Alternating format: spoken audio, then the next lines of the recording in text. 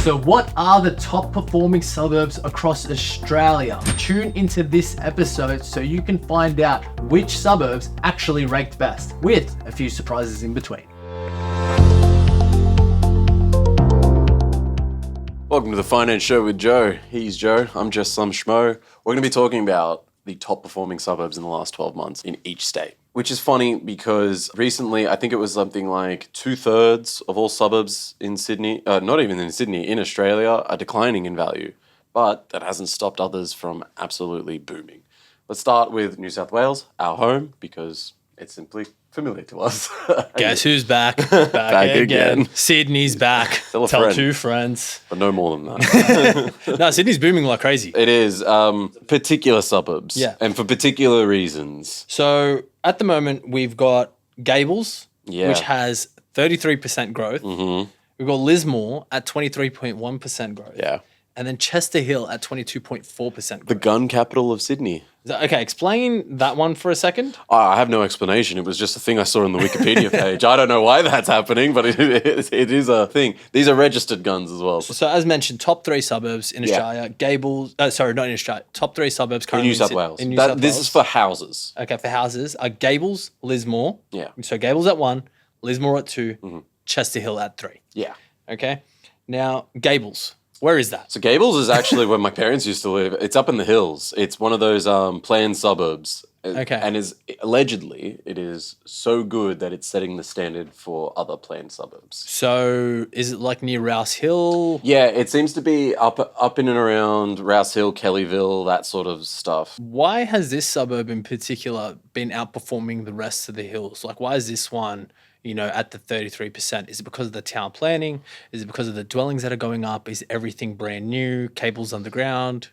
Yeah, okay. So it's because it's all new. Yep. That's the big one. It's family focused. So a bunch of new families are moving in there. There's like 4,000 dwellings there, so there's like options as well. And the school is a big draw. There's a private school there, the Santa Sophia Catholic College. Okay. Apparently that's highly desirable. Okay. As are most schools in the hills. But that's a new one that I assume costs less than something like Oak Hill or something like that. And that's that suburb in itself, like being in the hills as well. Yeah. For some reason, Sydney seems to be sprawling more that way than the southwest way. Yeah, I would assume because the hills, well, frankly, a lot of people are just moving there for money. Like they've got money. There's money there. Okay. And there's big lots of land. Like I said, I grew up in and around there. It's really nice. It's quite idyllic. It kind of looks like the Shire from Lord of the Rings. Yep. In certain areas. The less developed ones. A lot of it now is like, you know how like if you go southwest Sydney, and you go to one of those new pop-up suburbs, the houses are like really close together. Yep. Yeah, that's not happening in Gables. Okay. You get like an actual backyard, Okay. as far as I'm aware. So the zoning and how the properties and stuff are built out, they're really nice.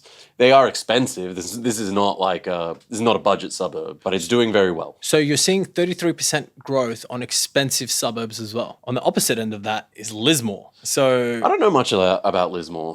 Lismore's never been considered like a super desirable, highly sought after area, but 23.1% growth means there's some serious business happening there. Up near the border of Queensland. So funnily I enough, don't know anything about Lismore though. funnily enough, you mentioned Lismore. I actually refinanced a property there recently, and client had purchased for 300 grand, and it is now worth like 560. So that client's got like 70% growth. Obviously, he bought it ages ago, and it's grown. It's a long-term investment. It was a long-term investment, but this recent 23% boom, we refinanced that at the start of the year. Yeah. So he's probably feeling the boom now. And the reason why Lismore is performing so well is they actually help with a lot of social housing out that way. Okay. So there's a lot of good rental yield to be made from the government. You're seeing a lot of NDIS providers go out that way. The rental yield there for this particular property, I'm just going to point it out. He purchased it originally for $300,000. It's worth $560,000. He was getting $1,200 a week. He was making an 11% rental yield. He originally purchased for $300,000. So it's got 11% yield now. If you take the yield from what he originally purchased, so let's say he bought it for 300 grand originally and he was making that 56,000 in rental income, that's, 1/6, that's about 17%. Okay, 16%, somewhere around that. So he's done remarkably well. That also surprised me though, because they got hit with floods a couple of years ago, if you remember. Oh, yeah. So yeah. there is flood zoning, and that's what restricts the postcode. So it does limit people from investing there. But I want to talk about the third one in particular. Yeah, Chester Hill. Chester Hill is booming like crazy. Now, we spoke about it on the last episode with Dave. Yeah, we mentioned it. The reason Chester Hill is booming so much is because of the new CDC laws that are out, as part of their council. Yeah. Essentially, and I'm going to re-explain this for, all of our listeners. Mm-hmm. If you purchase a property and you want to build dwellings on it, you want to do townhouses or duplexes or anything like that, essentially what happens is you used to just submit a DA, get the development approval, and then you could start construction. This was taking far too long. And it leaves the door open for NIMBYs and protests and stuff. Correct. Like that. Yeah. Because once you submit a development application, what ends up happening is all your building plans, everything goes up online. It's all public. It's all public. And people have the right to protest. Okay? I don't like the height limit. I don't like this. I don't like that. Oh, this is going to block my facade, or I'm not going to be able to see. Yeah. Those sorts of things. And that's why it was taking so long. It could take 12 to 18 months to just get a DA approved now, especially because council doesn't have enough employees working and, churning out and making sure that these things are actually approved. So is that actually why things are taking a little longer to get approved? It's more like they're just understaffed, like Yes. councils. Oh. Yes, they're understaffed and councils are lazy in general. Okay.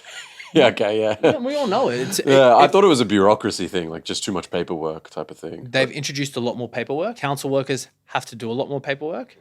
And I've been told by certain individuals that have worked within council that it's a 9:30 to 4 p.m. job. Man, that'd be sweet. Shut up. But if you finish up at 4 p.m., nobody works overtime. Yeah. And if you do work overtime, someone will pull you aside and say, hey, you're making everyone else look bad. You can't be doing that anymore. And because they've added the extra layers of paperwork and all the bureaucracy and all the extra certificates that you need to get a DA approved, that's why it's taking 12 to 18 months as opposed to a process that used to take 6 to 9 months to get an approval, right? CDC bypasses all of that. So a CDC is a complying development certificate. Yeah. Essentially, if you adhere to the rules of the council, so let's say, you've got land lot size of this big, you can use a floor space ratio of 0.45%. You have this much of a height limit, you have this much of a setback from the boundary, you have this much frontage, each house needs to be this wide. You are then applicable to go for a CDC, and essentially you have an approval in about 8 weeks, and you'll be able to start your construction literally 8 weeks after lodgement. So it's a much faster process. And what happened in Chester Hill is they started to allow duplexes to be a part of their CDC. People were seeing the lots of land for $600,000, $700,000, older houses, because have you ever driven through Chester Hill? Yeah, I catch a train through it. Okay, you got the old weatherboard houses, it was a very low socioeconomic area. Yeah. There was a lot of housing commission there. There was a lot of, I'm trying to frame this nicely, Darrows. Look, it is what it is. It just wasn't a very desirable place in Sydney to live. It wasn't, but now because of the CDC laws, essentially people are looking, they go, okay, it's got 16 meters of frontage. I could buy that house. Okay. I can get it for 1.2 mil. Okay. I can go get a CDC. It's a 2-month wait. I'm going to have the property tenanted in that time. I'm still going to be able to cover my home loan repayments and a little bit more. Fantastic. I get my CDC approved. What happens after that? I can go build the duplexes. I could build the duplex. 1 and 2 go up side by side. Let's say each dwelling costs you anywhere between $250,000 to $300,000 to build. All of a sudden, you don't have one dwelling that's worth $1.5 million after construction and everything. You've got 2 dwellings that are now worth $1.5 million. So essentially, you might spend $1.8 million to get everything off the ground plus interest costs. Let's round it up. Let's go to 2 mil. Okay. If you sold each of those properties for 1.5 mil each, you're still making $1 million. You're still making a 33% profit on your original investment. Yeah, it's pretty great. I mean, it's right there. Yeah. The land is right there. It's what we were saying before. The land is what's valuable. Yeah. It doesn't matter that there's a weatherboard house on it. Sorry, correction. You're actually making a 50% profit. Still, good profit. on what you did. So because of that, and because of the proximity to Bankstown, Punchbowl, Greenacre, Strathfield, the M5's there, George's Hall is right there. You saw a lot of Lebanese people who were blue collar. Yeah. You saw a lot of Iraqis. You saw a lot of my people. Yeah. I was gonna ask you, are the ones putting the duplexes up the lebs? Yeah. No, but like it's my nationality, and they're blue collar, they're tradies. They know how to build. Yeah. They have the construction businesses of their own. Yeah. That's what they know. You know, I guarantee you 80% of Lebanese males are tradies of some description, in some capacity. Essentially what ends up happening, okay, perfect. I can go buy this. I do 1, 2. This is how I'm going to make $1 million in a year. And they just kept buying and recycling. So now when you drive through Chester Hill, there's an auction on every street, every weekend. And you're seeing these old weatherboard properties. You're seeing these old non-complying properties selling, not because of the house that's on it, but because of the potential. Yeah. Because they can see the vision. They can see, if I do this, I'm going to make a 50% return on my money. I'm going to make a 60% return. I'm going to be able to set myself up for the future. And even if they're not selling to people who maybe don't like outside of the Canterbury Bankstown area, it doesn't really matter because it's desirable for those people who live in that area. And like you said, people who live in those areas are the ones that are building this stuff and seeing this opportunity. So if you're close to the major hubs of Bankstown, Liverpool, and all that sort of stuff, you're close to family, you're close to obviously a lot of infrastructure and stuff and train stations. What's not to like? And also still more desirable than an apartment. Yeah. Speaking of apartments, the 3 leading unit growths in New South Wales. God, that was a good sentence. Anyway, Linfield's the top of the list, 33.7%. Do you know what's going on with Linfield? Jesus, 33.7 on a unit. Yeah. That's amazing. And then we got Queen Bayan East. I don't know where that is, guys. It is a country town. 23.4%. My guess, I don't know what's going on there. It's some country town near the ACT. Okay, and the last one we all know, Elizabeth Bay. That just sort of makes sense. 20.2%. Yeah. But that's still a huge growth. Yeah. Especially for apartments. Now, the reason why we bring that up is a lot of first home buyers, their first purchase is usually an apartment. Yeah, it's what's way more affordable. It's more affordable. It complies with all the schemes, the first home guarantee, the first home owner's grant, because they've got certain price brackets. Yeah. You can't go buy a house in New South Wales and expect to be able to get stamp duty exemptions and be able to apply for the first home guarantee. You're just not going to be able to afford it. If you might even have a good job, 70 to 100K. Yeah. You still nothing. But an apartment you can afford. Yeah, it's reasonable. And you more than likely still going to be applicable for their schemes. Yeah. But the thing is with apartments is once an apartment is built, it's built. You can't go make structural renovations. You can't go install a pool. You can't go and install a sauna or another bedroom. There's no extensions that you could do to it. The apartment's the apartment. Yeah. Got neighbors, everything. So they don't grow as rapidly as anything that's a freestanding home. No, I feel like the only reason they would grow is if the suburb or the location is desirable. Well, Elizabeth Bay. Yeah. So that's what I kind of want to bring up. Elizabeth Bay, not a lot of developments happening that way. And as we know in Sydney in particular, they're restricting the amount of DAs that... Especially in those affluent areas. Why? Because people can't be bothered to listen to cranes or they don't want the traffic stops. And again, a lot of it's a bit of NIMBYs as well, and they want to preserve the character of the suburb. There's a few different reasons, but I agree. Yeah, you don't want to put up with that stuff. But that is exactly why 20.2%, like it's gone up, it's spiked up. So if you purchased an apartment there for $600K last year, which was very possible. Yeah. It's gone up to $720,000. Now, people think to themselves, oh, my property's gone up in value. What does that mean? That's usable equity. So let's say I bought something for $600K and then it's gone up to $720,000. That $120,000 gap, okay? That is money that I can potentially tap into if I could service it and then purchase another investment and then purchase another investment. And so it goes. But that's how Australia is. Yeah. I've said it multiple times on this podcast. We're not a tech-based country. No. We're not a service-based country. We're a property-based country. Oh boy, real estate. That is the big thing here. Do you know what's... When I've traveled and I've spoken to... Americans don't get it.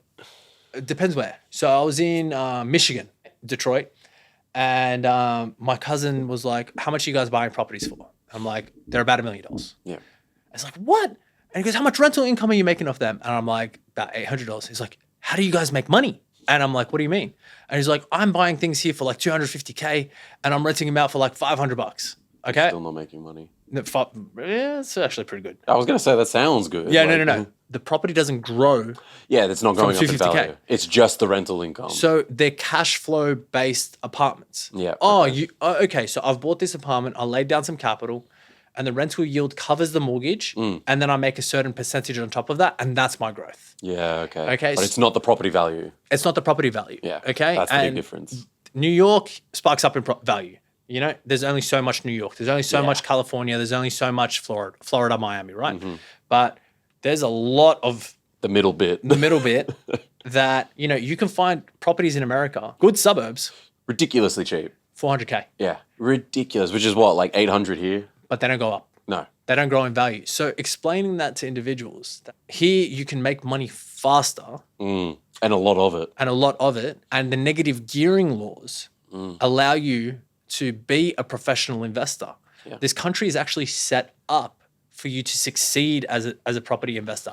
I mean, it's almost a slam dunk. Obviously, still have to do your research. Yeah. But like, if you're on the property ladder and you're smart with what you do. Yeah. Let's go to the next state, Victoria. This is an interesting one because there was some growth, but it is nowhere near compared to what Sydney was. So, top three for house price growth leaders: Ivanhoe, 17.3%; Diamond Creek, 13.2%; and then Coburg North, 12.8%. In comparison to Sydney's, which is already like a lot of suburbs in Sydney are going down, but 33% was the top one in Sydney, and it's only 17 in Victoria. Victoria actually has suburbs in Melbourne CBD, Oh, like Melbourne. Yeah, okay. where it's cheaper to buy a property than it is to rent one. So I think I was looking at the statistics. It's the average mortgage in Melbourne North was like $2,800, and then the average rent for that suburb was $3,000, which is $200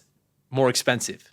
So you're actually better off buying a house if you have the capacity to, Obviously, yeah. in Melbourne North than compared to renting. Yeah, I've heard that. So both Diamond Creek and Coburg North, the reason they've been seeing such strong growth is because of first home buyers specifically. They've been catering towards them. Those areas are not actually, well, they're not high, they weren't highly desirable. But because like investors are basically selling out of Melbourne, it's great for buyers in Melbourne. Yeah. But gentrification, you have to look at property always in the short and long-term gain that can be made. Melbourne right now, everyone's saying the investors are leaving the market, property is so cheap. It's doom and gloom. Yeah. As someone that's bought and sold a lot of property in his time, I'm looking at this and I'm like, Maybe I should buy. where are the bargains? Yeah. And everyone's like, oh, but you're going to lose money. Well, I'm going to lose 1%, 2%. Yeah. It's already the bottom of the market. Yeah. Okay. Nothing I crazy. understand the investor side of it. Okay. You're a little bit weary. Melbourne, Victoria, those sorts of areas, it might not be a good idea for you for your first investment, because you're going to be sitting there, you're stressing. Oh my gosh, why isn't this thing making money? I'm going to give you the perfect example. We had a client purchase last year in Perth, and we've spoken about this countless times. A million times. They purchased a dual key. Okay, so they had a house and they had a granny flat. Yeah. 4-bedroom on the front, 3-bedroom on the back, 3 car spots, 3 bathrooms in the front one, and then I think it was 2 bathrooms in the other. Yeah. They bought it for like $550K. Okay, they bought it for $550, and 3 months later, he was sitting there and he's going, "It's a lemon. It hasn't made money. All this kind of stuff." 1 year later, it is worth $1.1 million. I was gonna say that just sounds like it's gonna make money. Yeah. Okay. And he's like, "Oh yeah, thanks for organizing the finance for that for us guys. We really appreciate that." And I'm like, "Yeah, you just made $550,000." Okay, it's not in your back pocket. If you do sell, you do have to pay a 30% capital gains tax. You do have to worry about those things. But if you decide to refinance, remortgage, and then tap into other markets and such, that's where you're going to find the advantage. Now, that property is worth $1.1 million. Yeah. If he taps into equity and buys another property in Perth worth $1.1 million, is that going to grow by 100% again? No. We're seeing interest rates come down. The market's going to be less competitive over there, and it's going to be more competitive in areas like Sydney and Melbourne. Yeah. So what are we going to see? Melbourne is cheap right now. Melbourne is probably going to go on another run. Yeah. Hey. Why wouldn't it? People want to live in Melbourne. They want to live there, okay? And invest where people actually want to live. It will go up even if it's not within the next 3 years. Because people want to live there. Exactly. Okay, you mentioned it previously with Gables. And now look at this, okay? So we're looking at Ivanhoe, Diamond Creek, and Coburg North. Coburg's nice, okay? Yeah, I don't know anything about Melbourne, so Okay, take your word for it. So I'm running the lead here. Okay, but Ivanhoe and Diamond Creek, if they're catering to first home buyers and they're catering to early family, a lot of first home buyers, because of the borrowing capacity, a lot of first home buyers right now are actually earning high 5 figures, low 6 figures. Yeah. They're earning good coin. Yeah. So you're going to get a lot of affluent, smart individuals over Essentially there. yuppies, except the kids. What's a yuppie? Well, yuppie is like a young professional, right? High salary, low expenses. It's kids in their lingo. Yuppie's old. I learned what Riz was the other day. Well, yeah, okay, that one's newer. A yuppie, I learned that in school in like demographics. Yeah, no, that's a bit of a different one. But yeah, so looking at these opportunities, there are parts of Victoria that are doing really well. And then we've got some units as well. So the top 3 units, location for units in Victoria over the last 12 months, we've got Blackburn at 22.1%. Yeah. Box Hill at 11.1%. Yes, they have a Box Hill in Melbourne too. And Surrey Hills, they have one of those too, at 11%. Surrey Hills in particular, but each one of these, they've all seen significant overseas interest since COVID. Yeah, a lot of skilled migrants are moving towards there. So, and going into the units, because I would assume, you've already spent the significant amount to get to Australia, establish yourself in Australia. You can't be spending over $1 million on a house. This is my favorite thing that you've added here. There's more sales than purchases by investors in Melbourne. Yeah, they're fleeing, essentially. The analyst that I drew this data from, they believe that that's happening because of unfavorable investment taxation and changes to tenancy laws that are then making like this less attractive. Basically, it means there's more work involved. And it's not like the investors are like, there'll be no investors in Melbourne. That's not the case, of course No, not. I'm about to go buy a few of these things. Exactly. Yeah, exactly. It's just a bit more effort. Well, Yeah. I mean, just get property manager. Like, Yeah, you don't have to worry about it. I went on my rant the last episode. Okay, we've got Queensland as well. So the top performing houses are in Kingston. I know Kingston quite well. Callum Vale and Coongal. So Kingston, 29.2% growth. Callum Vale, 26.2% growth. And Coongal, 26% growth. I have literally been to Ottawa, Canada more times than I've been to Queensland. So I can't comment too much on this, all right? I don't know where these suburbs are. I don't know how they're performing, where they're performing and stuff, but I'm definitely going to look into each one of them because they're doing quite fantastic. It always seems like Queensland has different random pockets that are beginning to boom. Yeah, these pockets are allegedly booming because they are riverfront properties. Already nice because you get water views, brown views, but whatever. But there's that cross river rail project. So basically you can cross the river easily via public transport instead of buses and stuff like that. So that's jumped these values up tremendously. Because now it's not an isolated thing on the opposite side of the river. Then we've got, for the units, we've got Annerley at 31.3%. Woodridge at 29.4%, and Main Beach 28.3%. And then we're still seeing Southeast Queensland land remain highly valuable, especially in suburbs with older homes and generational wealth. Yeah, it's pretty crazy. It does make sense. It's probably the coolest part of Queensland, not cool as in like... Oh, no, like temperature cool. Temperature cool, like Southeast, anything further north. It's also where most people are in Queensland. So South Australia has got some significant growth. So for the houses, Jesus... Fuck me. All right. So at number 1, we've got Davern Park at 37.9% growth. Monopara at 33.7%. Yep. And Elizabeth North at 31.3%. Big growth, South Australia. Almost as big as Western Australia. We never talk about it. And then for units, we've got Mawson Lakes at 46.7%. And then Mount Gambier, 48.8%. Yeah. So I have a feeling these properties are booming. And I'm probably right because whoever can't afford WA is now looking at South Australia. In Davern Park, homes are available under $500,000 still. Yeah. So as I mentioned previously, if you're earning $80K a year, your maximum borrowing capacity is probably around that 500,000 mark, 550 mark, somewhere around there. So properties at 500,000 are super affordable for you. And there's probably more buyers in that market. Yeah. There's a lot more people earning an average salary or the median salary. That's by definition, yeah. By definition, then there is people earning the top 1%. Where does the top 1% live? They live in the most affluent suburbs in New South Wales. They live in the most affluent suburbs in Victoria, Queensland, all the above. Yeah. So they've got their spots. They've got their spots, but their homes are worth, the $8 to $10 million range, those sorts of things.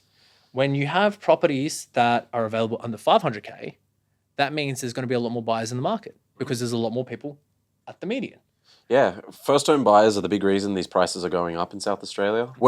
I would assume most of them would be locals and stuff like that. It's because same thing with the units. The units are seeing massive growth, but almost 50% growth in South Australia. Mawson Lakes, 46.7%, Mount Gambier, 48.8%. Like, that's huge growth. This has got to be first home buyers. It is. A lot of people do relocate to Adelaide. There's a lot of work there. Oh, well, there you go. It makes sense. But another portion of it is we're actually seeing some parts of Northern Adelaide become unaffordable for people too. Yeah.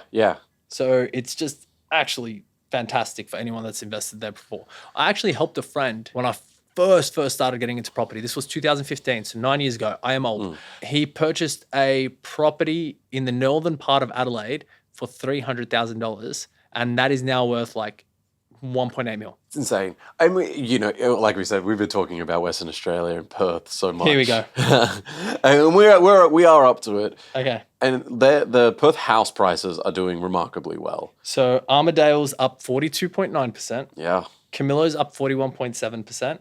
And then Parmelia's up 39.7%. This is for houses. Yes, it's for houses. For units, we've got Gosnells at 38.9%, Armadale again at 33.2%, and then Rockingham at 28.9%. What's going on in Armadale? Well, people really want to live in there, regardless of what it is. It just seems like it's a booming area. So overall, prices have surged 23% in the last year, driven by relative affordability and constrained supply. Population growth and rental availability in Sydney and Melbourne has driven people out of these cities and sent them to WA. We've been talking about this for months. This is exactly what's going on. Inner city areas have become unaffordable, so developing areas like Armadale are going up, and lots of young professionals with high salaries.